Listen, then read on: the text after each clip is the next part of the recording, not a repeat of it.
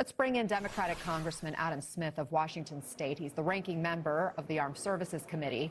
Congressman, I want to start with this new 10-day pause, the president pushing back his deadline, this threat to strike Iran's energy plants. Could that mean a diplomatic path forward is possible? It could. It doesn't seem likely at this point.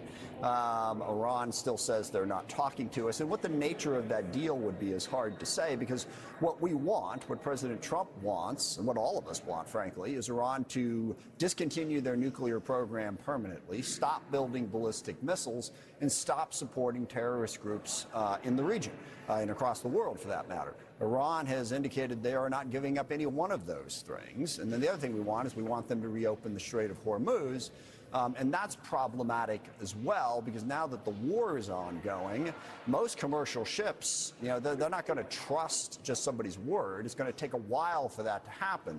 So it's unclear what the president thinks he's going to get out of these negotiations at this point.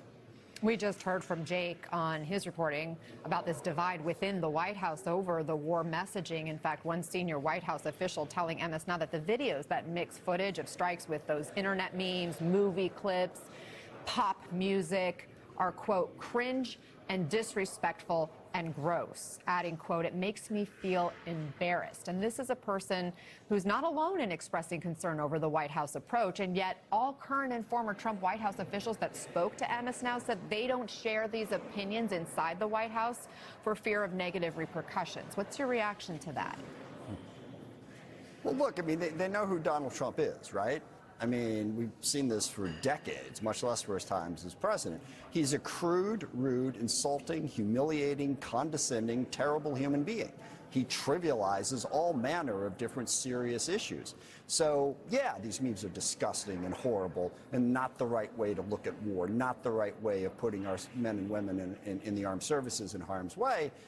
But are they just now figuring out who Donald Trump is? I mean, and this is a huge problem on a whole series of levels I don't have time to get into here. But of course Trump has done this. It's exactly who he has always been.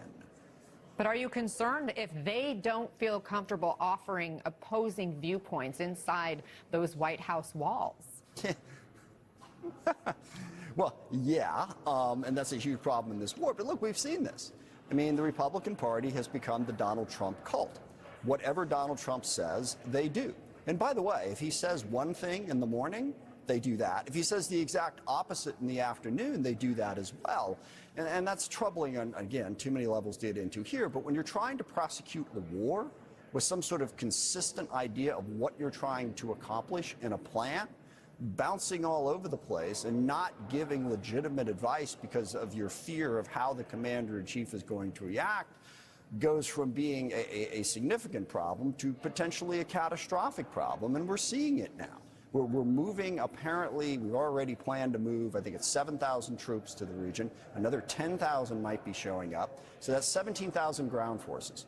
What are they going to do exactly? No one thinks that 17,000 ground forces are going to be able to topple the Iranian regime.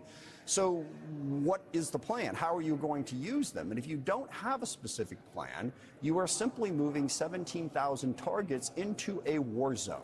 These are ground troops. That's what they're there for. What are they going to be doing if they're not going to be used in Iran? And the fact that the president doesn't have people around him who can give honest advice about what they think makes that problem all the more worse. But even before, everything that has happened in this war, the cost of it, the inability to break the Iranian regime, completely predictable. Not just predictable, but predicted. That's what everyone said was the problem with trying to solve the Iran problem militarily. And the president, ignored that or didn't get that type of advice up front. And it's put us in the position we're in now, where there simply are no good options going forward in this war of choice that Donald Trump decided to start.